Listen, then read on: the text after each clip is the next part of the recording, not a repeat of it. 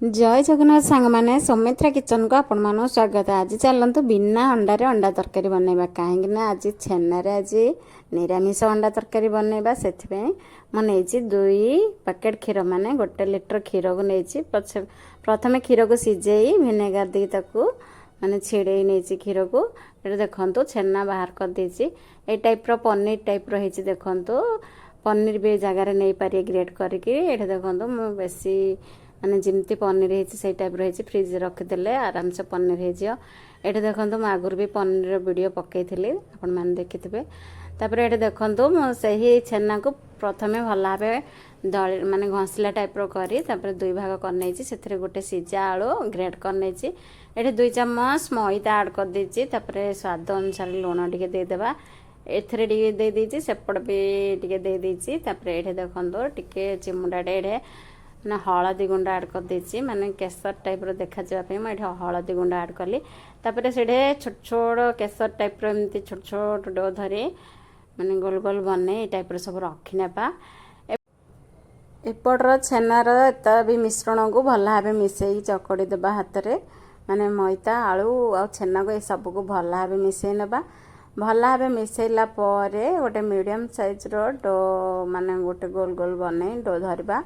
तापरे टाइप रो धरी माने जमती अंडार सेपटा आसीबो से टाइप रो गोटे मीडियम टाइप रो डो धरी तापरे एंटी मझरे टिके पतला टाइप रो कर देबा। हम जमती माने एही केसर रखले हालिया टाइप रो ए टाइप रो रखी एमती भल्ला हाबे गोल गोल बने तापरे टिके एमती अंडार सेप देला हालिया राउंड टाइप रो बुले नेबा।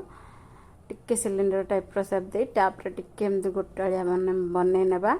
ए टाइप रो बनैगिरी अंडार सेप दे सब बने रखी नहीं देखो। तापर ये तेल गरम होगा बसई देथिले सेथरे बे फ्राई करबा पे माने सेही छेनार अंडा को माने फ्राई करनेबा।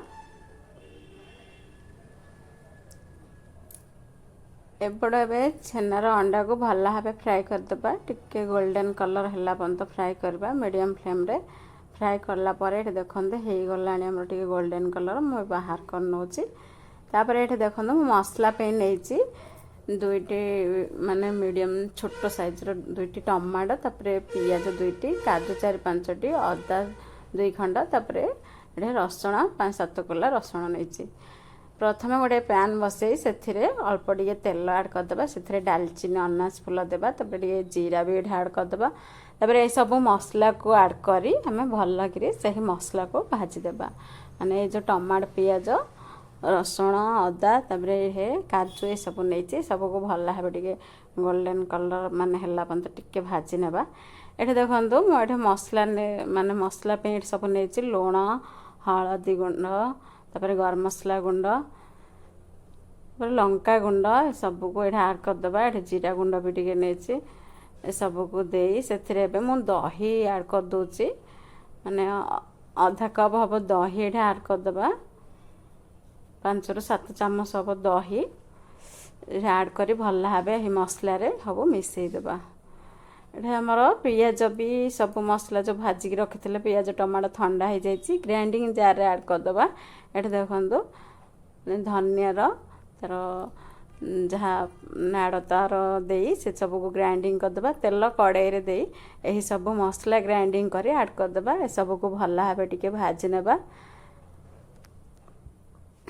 से सब टिके भाजला पर ये देखो दही आ मसला जो सब मिश्रण बन रखी से सब को भी ऐड करदे।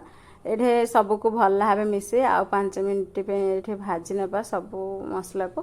तापर ये पानी ऐड करदे अल्प टिके पानी दे भल भाव टिके प्रथम टिके फुटवा को छाड़देबा। फुटिला पर आउ अल्प पानी दे हमें यही बेटर को